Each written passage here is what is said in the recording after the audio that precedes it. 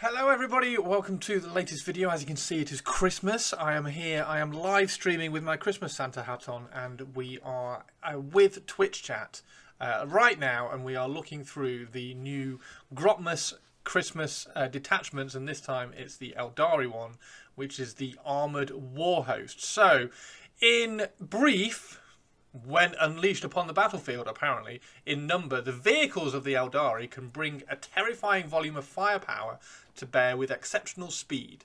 As supersonic Aeldari aircraft suppress the enemy with strafing and bombing runs, sleek battle skimmers sweep across low, war-scarred terrain, hunting down and obliterating their targets with scintillating volleys.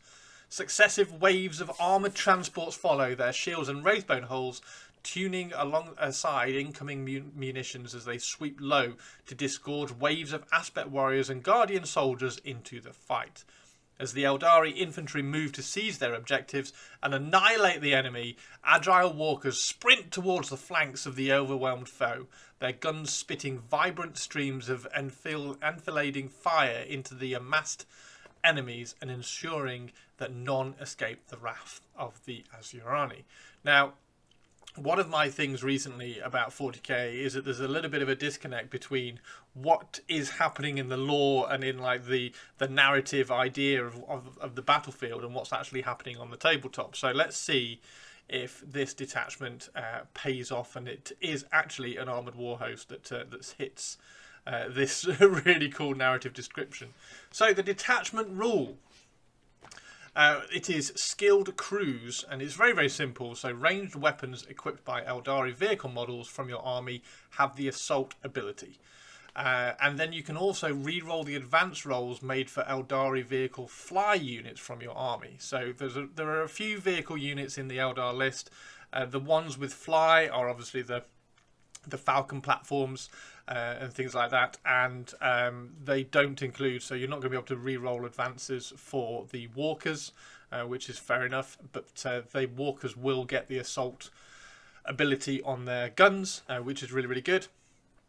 And this is going to be particularly interesting for things like fire prisms. So you're going to end up with an assault fire prism moving 14 inches, advancing up to 6, and then still being able to shoot, which is scary. This is also going to apply for things like bright lancers, so you can stick them on your stick bright lancers back on your Falcon.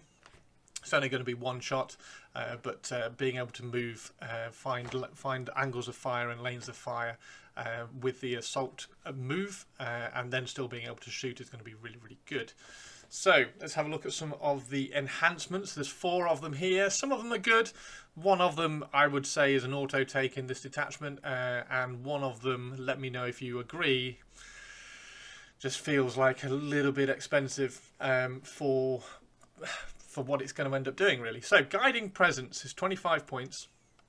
It's an Aeldari Psyche model only, and at the start of your shooting phase, select one friendly Aeldari vehicle within 9 inches of the bearer. And until the end of the phase, each time that model makes an attack, you can add 1 to the hit roll. So it's +1 to hit within 9 inches. Now, interestingly, this is at the start of your shooting phase, so you are going to be able to move the vehicle that you want to give +1 to hit to. So remember, they're going to be moving something like 14 inches plus an advance. And if you put this one on a Farseer Skyrunner, that's going to be moving 12, 14, 16 inches plus an advance as well. So you can really kind of pincer in and particularly select exactly which Eldar vehicle you want this to be affecting. So pretty much anything on the battlefield is going to be able to be picked for this. So it's really, really good. And +1 to hit. You want to try and find something that's got lots of shots. It's going to be useful for things like a bright lance on a Falcon, because you are then going to be hitting on a 2. But if you can find something that's got a few more shots, like a scatter laser or just some of the other weapons that have got more shots, it's going to be a bit more beneficial. Yeah, 25 points is pretty good. I don't think it's the best one, but for 25 points, it's quite easy to kind of get to like 1975 and then just drop this on onto a Farseer Skyrunner. It is pretty cool. So the harmonization matrix is 30 points, a bit more expensive. And in the command phase, if the bearer or if he's in a transport is within range of an objective marker, on a 3+, you get a command point. And we'll have to see what the stratagems are like before we kind of say whether this is good or not. There's this 3+ has started to be coming in a little bit more often recently. So rather than things happening on a 2+, like automatically happening, this has started to come in, particularly in Age of Sigmar. So now it's not as guaranteed a ability. So it's on a 3+. So 1 time out of 3, it's just not going to work, and then 2 times out of 3, you're going to get that command point. So over a game, you'll probably get 2 command points back. It's okay. 30 points is quite expensive, and it's limiting because your Aeldari model is in a command phase. You have to be on an objective marker you control. So with Eldar being fast and wanting to go out and kind of capture objective markers, and you might not be necessarily holding objective markers at the beginning of your command phase, maybe it's not going to be the one to pick.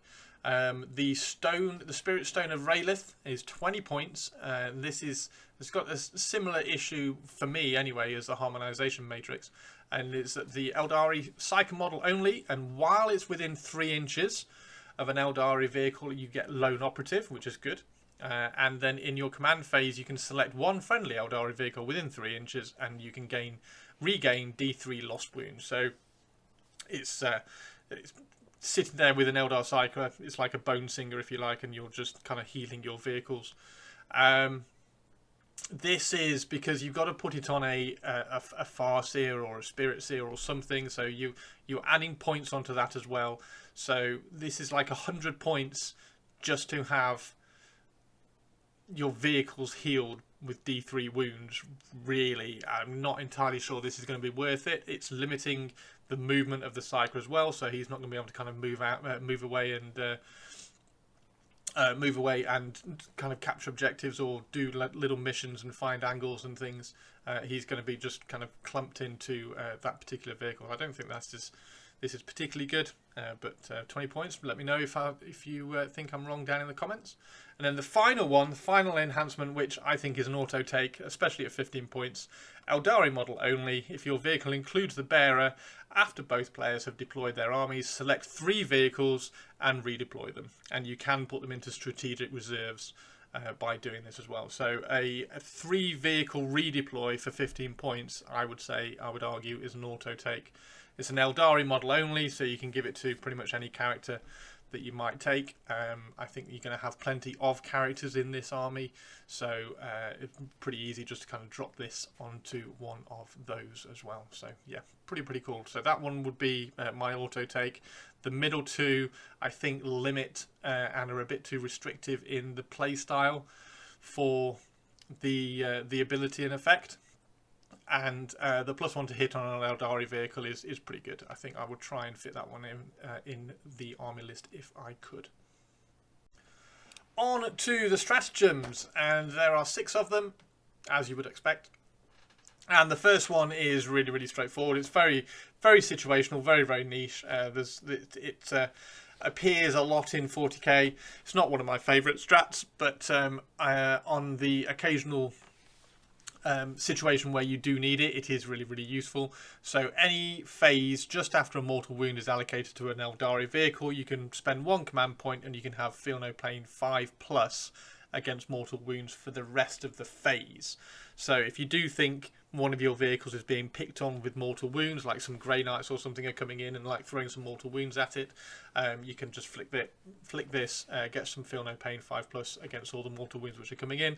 A lot of the time what you'll find is that as soon as you click this, then your opponent will change targets and pick on something else with the rest of the mortal wounds to get them through. So yeah, it's situational, but it's useful. Swift deployment, however, is really good. So this is in your movement phase. It's a strategic ploy stratagem, and it's 1 command point, and you are picking 1 Aeldari transport unit from your army. Until the end of the phase, units that disembark from it can disembark after the transport has advanced. If you do so, the units count as having made a normal move, cannot declare a charge, but can otherwise act normally. So this one, there's an obvious or an easy unit that you can use for this one as an example. So you're going to have a falcon with some fire dragons in it. Fire dragons have got the amazing fusion gun, so it's the Assault Melter 3 fusion gun that's strength 9 and d6 damage, and then the fire pike as well, which is also Melter 3, but to get the d6 plus 3 damage you've got to be within 6 inches.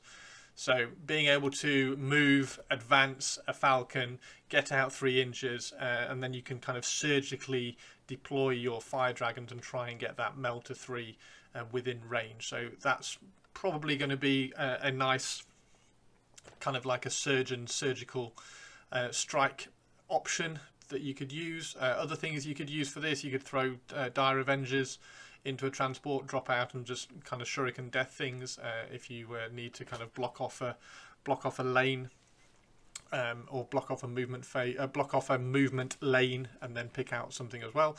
That would be quite cool. So vectored engines is also 1 command point. Luckily, yeah, all of these are 1 command point actually, which is good. So vectored engines, it's in your movement phase, and just after an Aeldari vehicle has fallen back, you can spend this 1 command point and it can then shoot as well. So again, any vehicle really which is going to be locked in combat and you can be able to fall back and shoot is really, really good. So I would imagine this is going to be used quite a lot, particularly if you're trying to be aggressive with your vehicles and pushing forward and trying to take mid-board objectives. It's going to be quite good if you do get charged and survive, which Eldar vehicles tend to be quite good at. You can then fall back and shoot as well. This could be quite cool to this could be quite good to this could be quite good to combine with the +1 to hit from the Guiding Presence as well. So this is right as you're about to lose the vehicle, it's falling back, it's probably not got many wounds left. Give it +1 to hit as well, fall back and shoot, and try and get like the last little bit of efficiency out of that vehicle. It's quite good. So Cloud Strike, this is going to be a perfect one as well to combine with the Guileful Strategist, of being able to put vehicles into strategic reserve. So Cloud Strike is at the start of your reinforcement step, 1 Aeldari vehicle unit from your army that can fly and is in strategic reserves can come in using Deep Strike ability, and it can come in with as close as 6 inches away from all enemy units. And if it's a transport, each unit that disembarks also has to stay 6 inches away. So you're going to be able to drop in, so you can strategic reserve, throw something into strategic reserve that's being deployed, and then you can bring them in turn 1 and put them somewhere 6 inches away. Bring out some. Again, you could bring out some fire dragons, but again, 6 inches you're not going to be close enough to get that melter. So this is going to be something like the Dire Avengers again, wanting to block off some movement avenues. Maybe you could use some Wraith Blades for that as well, some Wraith Guard. That would be quite cool and quite fun to use into this one. And then Soul Sight, so this is in your shooting phase. Again, it's 1 command point. You can pick 1 Aeldari vehicle from your army that has not been selected to shoot, and each time you do shoot, you can re-roll 1 hit, 1 wound, and 1 damage roll for the model in your unit. So this is, again, you're going to be wanting to look at something that's going to be either high damage, that you really want to get that damage through and kind of finishing off, or surgically picking off a particular enemy unit. So you could use this on a fire prism. You get 2 shots with a fire prism at strength 14. Again, if you give it +1 to hit from the Guiding Presence, you'll be hitting on 2s, re-rolling 1 of those misses. If you do roll double 1s, you're unlikely to. And then you could re-roll the wound roll as well to make sure that damage goes through, and then once you have got the damage through, you can re-roll the damage as well to try and get that maximum damage. Or you could use it on something like a D cannon, the support weapon D cannon, that's got quite a lot of shots, so you can get lots of efficiency out of re-rolling for something like that. Or ultimately, you could just use it on a Falcon with a Bright Lance if you just need to get that damage through. Hitting on 2s, re-rolling 1s, re-rolling 1s on the damage, re-rolling 1s on the wound because it's high strength with the Bright Lance, and then you're re-rolling the damage to try and get that 8 damage through. So very, very cool. And then the final one is the Anti-Grav Repulsion. and this is in your opponent's charge phase, and you are subtracting 1 from the charge roll if you are charging a Eldar vehicle that's got fly. So it's quite cool. Again, you're not going to be using this on Warwalkers, but any of the Falcon platforms would be very, very cool. It just kind of prevents those charges coming in a little bit, and then of course if you do get the charge coming in, then you can fall back in your next turn if you need to. So yeah, there we go. So that is the Armoured Warhost for the Aeldari. We've got the Detachment rule, the 4 enhancements, and the stratagems. So as a whole, I do like this Armoured Warhost detachment. I think it's really, really cool. I think it can be narrative. I think you can kind of get a little bit of a connection with your army with this. There is the potential to run. So there is a potential to run like a really vehicle-heavy Simhan style force with loads of Vipers, loads of you could have the Hornets from Forge World in there as well, loads of Falcons, all backed up with Wind Riders and Warlock Skyrunners and things. It would be really, really good. I think that would be fun. I think the vast majority of the rules and strats are going to be beneficial to that. There are going to be some which you don't get to use too often. So the transport is not going to be particularly used in a Simhan force unless you can put some. I would probably go with Guardians in Falcons just to kind of get out, and you could use those to kind of move block.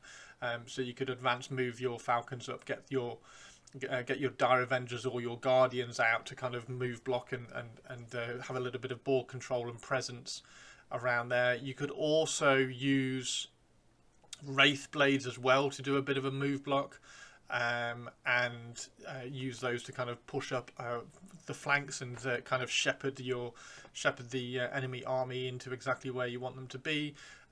The benefit of Eldar being so fast is that you could have loads of these vehicles that are moving all over the place, and being able to kind of reach out and touch and do damage where you want to. So I think it could be really, really fun. I am pretty sure you could write an Eldar list which is going to be competitive with this as well, but you are going to have to do things like drop in some other units for